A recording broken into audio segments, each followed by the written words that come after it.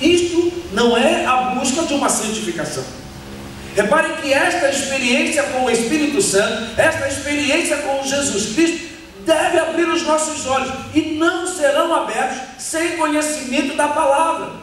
Quando Pedro diz: olha, quem vos chamou é santo, por isso sede santo. Ora, se nós somos chamados de cristãos, porque seguimos a Cristo, o viver de Cristo é um viver totalmente diferente. Quando olhamos para Pilatos prendendo a Jesus Cristo perante toda a multidão, a expressão de Pilatos é linda. O que Pilatos diz? Não vejo neste homem crime algum. Não vejo neste homem.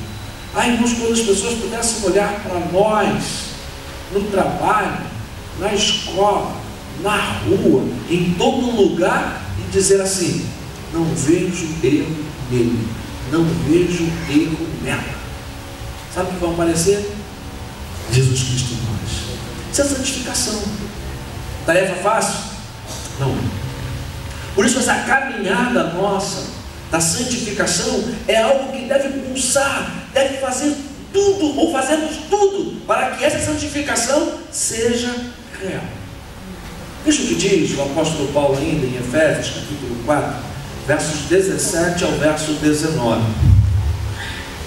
Diz assim: assim eu lhes digo, e no Senhor insisto, que não vivam mais como os gentios, que viviam na inutilidade dos seus pensamentos. Eles estavam obscurecidos no entendimento e separados da vida de Deus por causa da ignorância em que estão, devido ao endurecimento do coração. Tendo perdido toda a sensibilidade, eles se entregaram à depravação, cometendo com avidez toda espécie de impureza. Mas quando percebemos isto, o apóstolo Paulo, a declaração dele, olha, busquem, e eu insisto nisso, busquem essa santidade, porque os do mundo viverão nisto. Toda a sorte de mal que tem alojado sobre o Brasil é porque o nosso Brasil não conhece o poder de Cristo. Então nós não podemos achar que tudo é normal, não tem nada a ver, isso faz parte da vida. Não faz. Pode fazer parte da vida daqueles que não conhecem a Jesus Cristo, mas nós que conhecemos a Jesus Cristo temos um compromisso com Cristo, que é viver separados do pecado. E o pecado não pode se alojar em nós. A santificação é para a igreja. E você é a igreja de Jesus Cristo, amém?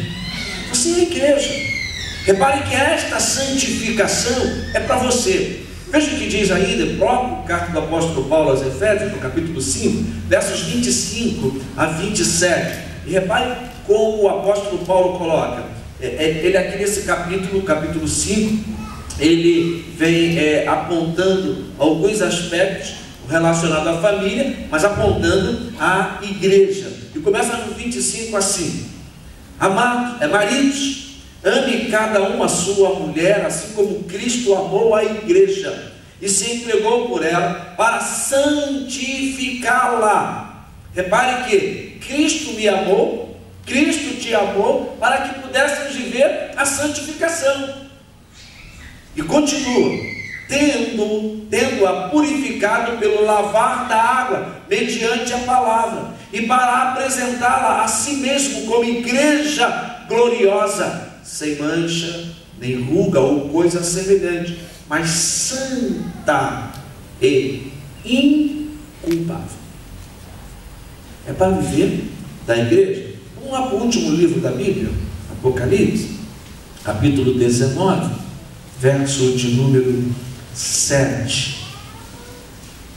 Regozijemos, vamos alegrar-nos e dar glória, pois chegou a hora do casamento do Cordeiro e a sua noiva já se aprontou. Quem é a noiva? A igreja. E temos que estar prontos para viver esta santificação. Eu queria, volto na semana que vem a falar, mas hoje eu sinto no coração o desejo de falar sobre alguns aspectos que eu preparei para compartilhar com você esta manhã.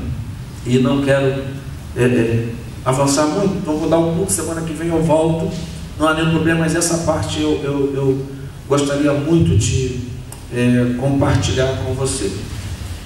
Sobre algumas máscaras que por vezes nós utilizamos nesta caminhada da santificação.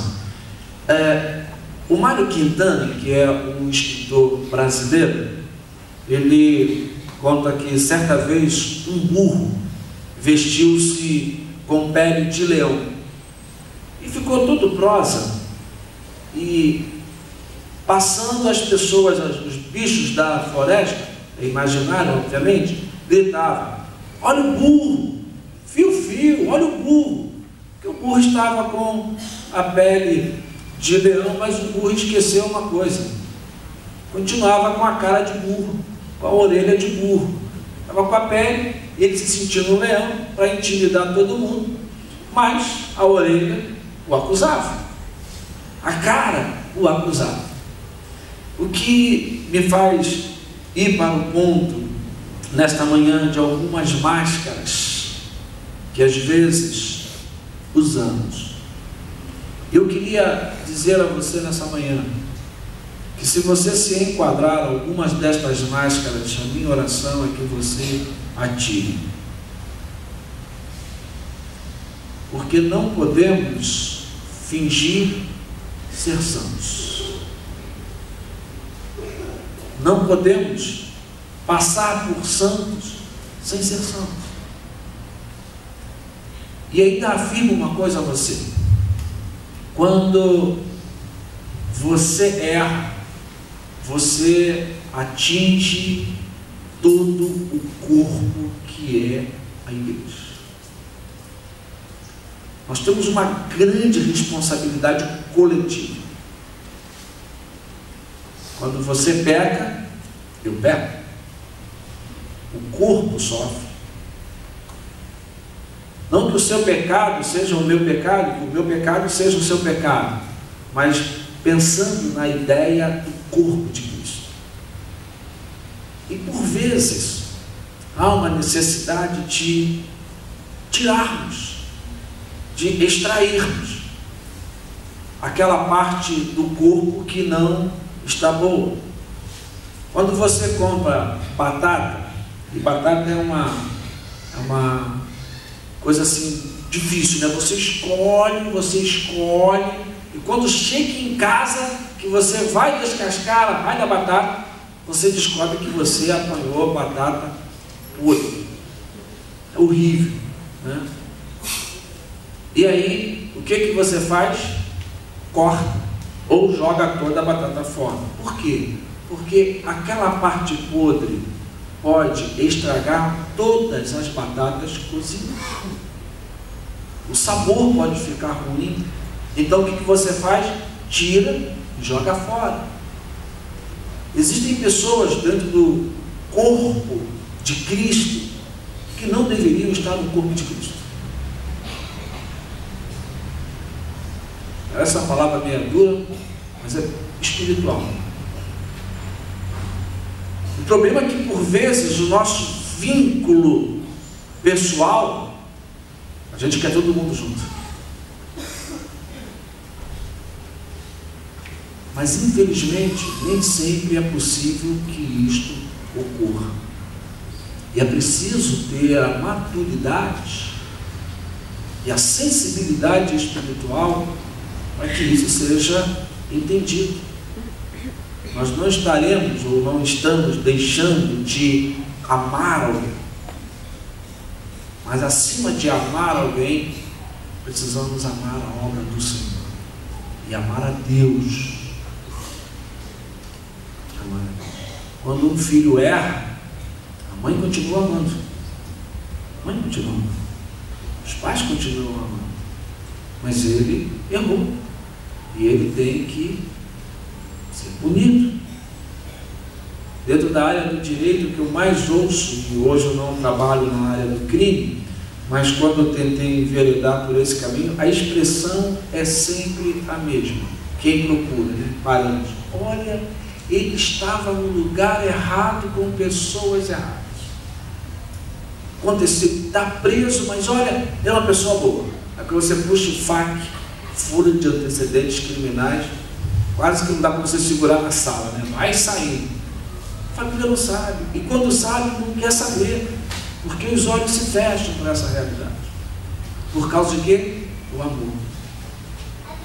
A santificação levará a ter uma visão do amor, mas acima de tudo, uma visão da obra.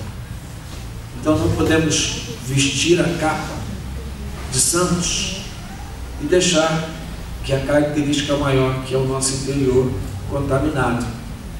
Temos que vestir a roupa, e não uma fantasia, mas a roupa da santidade. Vestir, como o apóstolo Paulo fala em Efésios capítulo 6, né, ali, dando as orientações de como nós devemos nos portar. Mas dentro de 5 minutinhos, não mais que isso. Se eu não conseguir esgotar todas as máscaras que alguns usam, talvez eu também, a gente continua a semana que vem. Mas alguns tipos comuns de máscaras. Primeiro, intelectual. Prefere ler sobre a vida do que vivê-la. Está sempre ligado às tarefas intelectuais do que às sociais. É muito importante ter um conhecimento, mas ele existe para que coloquemos em prática. Essa é a primeira máscara. Precisamos entender que ser intelectual não significa santidade. Alguns se escondem dentro da camada intelectual para não viver a santidade. Segundo, a máscara do brincalhão. Prefere fazer uma piada ou brincadeira justamente para evitar a situação séria. Embora geralmente sejam pessoas agradáveis, muitas vezes estão fugindo da responsabilidade. Por isso brinca o tempo todo. E aí você pensa que ele é uma boa pessoa, né? Sempre brincando, sempre alegre, mas santidade nenhuma.